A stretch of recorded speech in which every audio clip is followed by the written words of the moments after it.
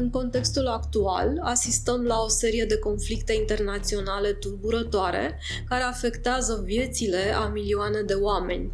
Printre acestea, două dintre cele mai dezbătute războaie sunt cele dintre Israel-Palestina, precum și Armenia-Azerbaidjan, iar războiul dintre Rusia și Ucraina este în plină desfășurare. Aceste conflicte complexe, în ciuda distanțelor geografice care le separă, au un impact profund asupra conștiinței colective a omenirii. În acest video ne vom îndrepta atenția spre o perspectivă mai profundă și mai puțin discutată, cea a spiritualității, a legii atracției și a fenomenului cunoscut sub numele de egregorul războiului. Acest material are scopul de a ne ajuta să înțelegem semnificația acestor conflicte la nivel de conștiință colectivă, precum și modalitățile prin care putem contribui la pace și înțelegere. Conflictele derulate acum la nivel global sunt complexe și îndelungate, cu rădăcini istorice adânci și implicații geopolitice considerabile.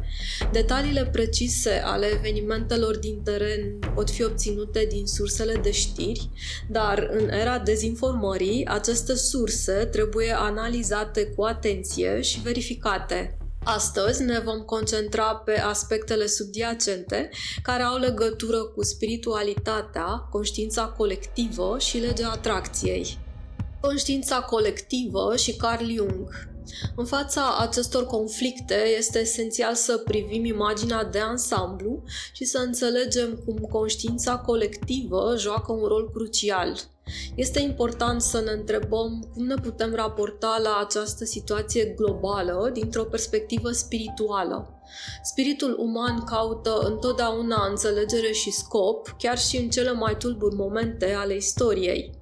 Iată unde intervine legea atracției și ideea de conștiință colectivă.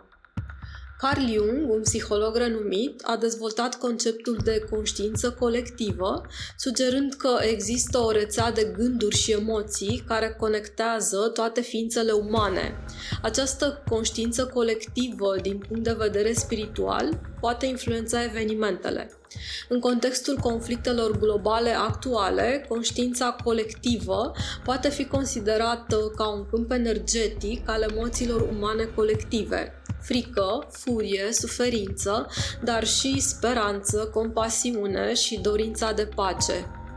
Egregorul războiului și impactul său global. Un concept legat de conștiința colectivă este acela al egregorului. Egregorul reprezintă o entitate energetică colectivă, o forță creată de gândurile, emoțiile și acțiunile numeroaselor persoane care împărtășesc un scop sau o trăire comună. Egregorul poate fi pozitiv sau negativ în funcție de natura gândurilor și emoțiilor care îl alimentează. În cazul războiului, egregorul războiului devine o entitate energetică negativă, alimentată de gânduri de ură, dezechilibru și suferință. Acest egregor poate influența evenimentele și poate crește tensiunea la nivel global. Această energie negativă poate afecta nu numai persoanele implicate direct, ci și întreaga lume. Egregorul format de războaiele desfășurate la nivel global la ora actuală emite o energie puternică de conflict care poate afecta direcția evenimentelor. Acesta nu se limitează la zonele implicate în conflicte, el se extinde și influențează stările de spirit ale oamenilor din întreaga lume. Acest fenomen este bine documentat în studiile privind psihologia maselor și conștiința colectivă. Această entitate energetică negativă emite o vibrație a conflictului care ajunge la nivel global. Ea poate alimenta tensiunile și conflictele din întreaga lume, contribuind la creșterea nivelului de violență și ură peste tot. Este important să înțelegem că în lumea noastră interconectată, gândurile și emoțiile colective au un impact semnificativ asupra evenimentelor viitoare. Cu toții suntem conectați într-un mod mai profund decât am putea înțelege la prima vedere. Astfel, avem o responsabilitate colectivă în ceea ce privește evoluția acestor conflicte și altora asemănătoare. Cum să combatem egregorul războiului? În fața unei forțe atât de puternice și de destructive, este important să ne întrebăm cum putem să combatem egregorul războiului și să evităm să participăm la înmulțirea energiei negative pe care o emană. Iată câteva modalități. Verificarea surselor de informație. Într-o eră plină de dezinformare și propagandă, trebuie să ne asigurăm că sursele noastre de informație sunt fiabile și imparțiale. Cercetați și verificați înainte de a accepta orice informație ca adevărată.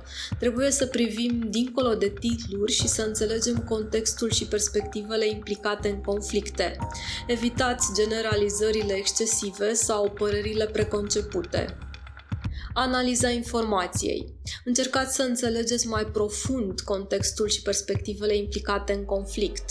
Nu acceptați simplificări excesive sau păreri preconcepute. Controlul instinctelor primare.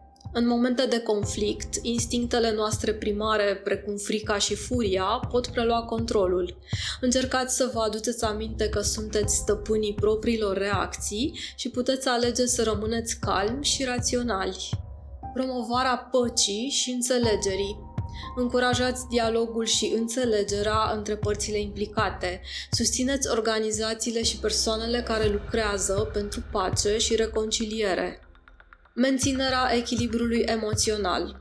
Conform principiilor legii atracției, emoțiile noastre pot influența evenimentele viitoare. Prin menținerea unui echilibru emoțional, putem contribui la crearea unei lumi mai pașnice. De ce să nu fim masă de manevră? Fiind masă de manevră în aceste contexte, înseamnă să reacționăm automat și fără discernământ la informații și la evenimente, lăsându-ne influențați de agenda altora. Prin a fi vigilenți și conștienți de sursa și scopul informațiilor, ne putem proteja de manipulare și putem contribui la dezvoltarea unui răspuns rațional în fața conflictelor globale. Sfaturi pentru păstrarea echilibrului emoțional. În vremurile tulburi în care trăim, păstrarea echilibrului emoțional poate părea o provocare uriașă. Cu toate acestea, psihologia clinică și principiile legii atracției ne pot fi de mare ajutor. Practicarea meditației. Meditația și practicile de echilibru interior pot ajuta la menținerea calmului și la gestionarea stresului. Exercițiul fizic. Mișcarea regulată și activitatea fizică pot ajuta la eliberarea tensiunii și la menținerea stării de bine. Căutarea comunității. Conectarea cu o comunitate de oameni care împărtășesc aceleași preocupări și aspirații poate oferi sprijin și înțelegere. Limitarea consumului de știri.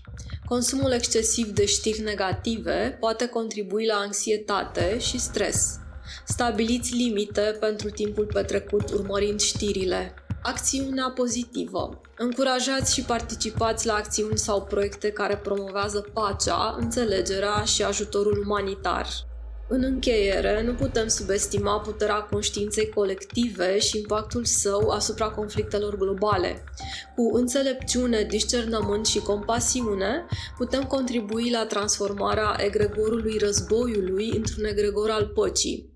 În aceste vremuri de conflict, avem ocazia de a ne manifesta puterea interioară și de a contribui la un viitor mai pașnic și mai echilibrat pentru întreaga omenire. Spiritul uman are puterea de a schimba lumea și fiecare acțiune, gând și emoție contează. Dacă ți-a plăcut acest material sau nu, te rog să îi acorzi un like sau un dislike. De asemenea, dacă vrei să împarți ideile și viziunea ta cu ceilalți, simte-te liber să plasezi un comentariu despre acest material. Pentru acces simplu la conținut similar, te rog să te abonezi la acest canal și să activezi clopoțelul pentru notificări.